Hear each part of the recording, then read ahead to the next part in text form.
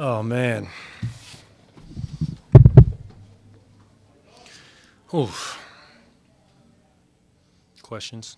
Yeah, right. First, let's get right to it. The first time coming off the bench since your rookie season, just how did you, when did you find out? How did the conversation go, and how did you process to play in that role?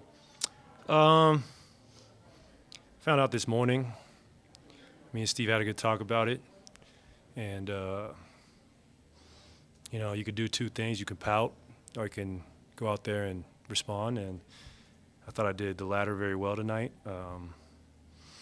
Especially no turnovers, and I missed a few box outs though. But more importantly, I realized I'm going to play a ton of minutes, so you just got to let the ego go when you think of coming off the bench and all that.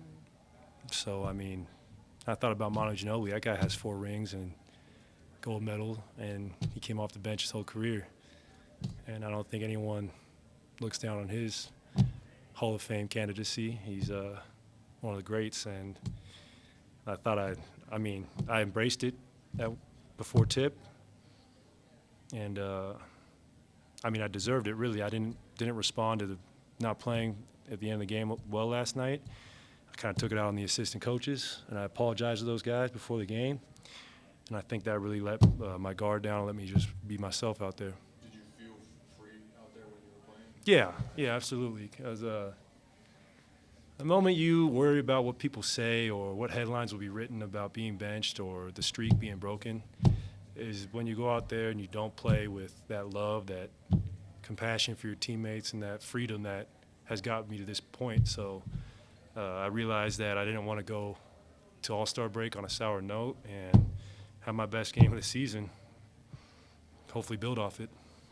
One thing that really kind of stood out about your performance is when you made plays and when you scored. You had a big, strong finish to the end of the first quarter to get the team back within a possession, and then in the third quarter you had 18 points to help extend the lead enough to where you guys were able to hold off their late round. Yeah. What was kind of your approach, your mental approach in those clutch moments throughout the game? Well, in the clutch moments, I did miss a couple of really easy looks. Such is life. But throughout the game, when I'm running with that second unit, I realized, I might be the more of a focal point through the offense. So that's a fun role to play. And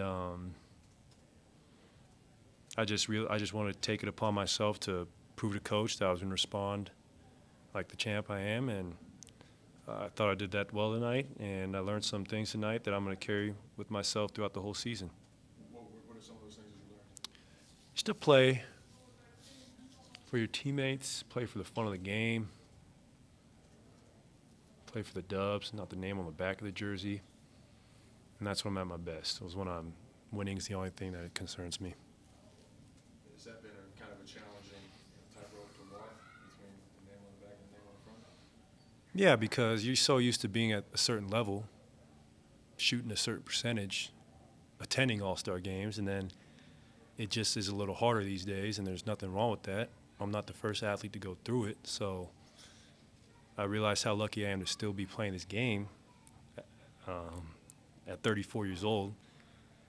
And that just helped me realize, I can still be really good in this league, and I can't, get hung up on a few bad performances here or there rather than just being grateful to be out here and do what I love. It's really a blessing.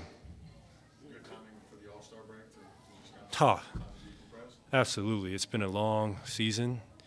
We've had some really tragic instances. Obviously, Decky's passing hit us like nothing we've ever experienced before. So I know everyone in the organization is just going to need this mental break to reset. With the way the schedule was going into the break, Coach mentioned that you guys were feeling pretty exhausted there towards the game, but you were able to gut it out and pull it out. What, in that context, how much does a win like this mean that you were able to get it on entire legs? It's huge, and we have a chance to really carry this momentum after the break. We have a great 6-game stand ahead of us. We come back, and they're all winnable games, and we're going to take them one at a time. But at the end of the day, we think we still have what it takes to reach our ultimate goal, and that's obviously win a championship, but it's going to take some great, high-level, thoughtful basketball from here on out. A couple milestones tonight, 15,000 points for you and 500 wins for Steve. What does 15K mean to you? You've been a part of all these for Steve. What does that mean for him? Well, Steve and I have a great history together, and although we've butt heads in the past, just like any other great player, the head coach, we have a respect for each other.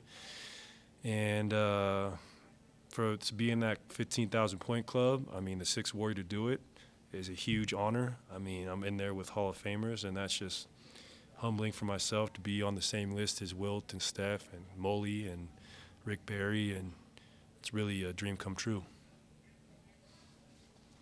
Nice. Had callers in a halftime too.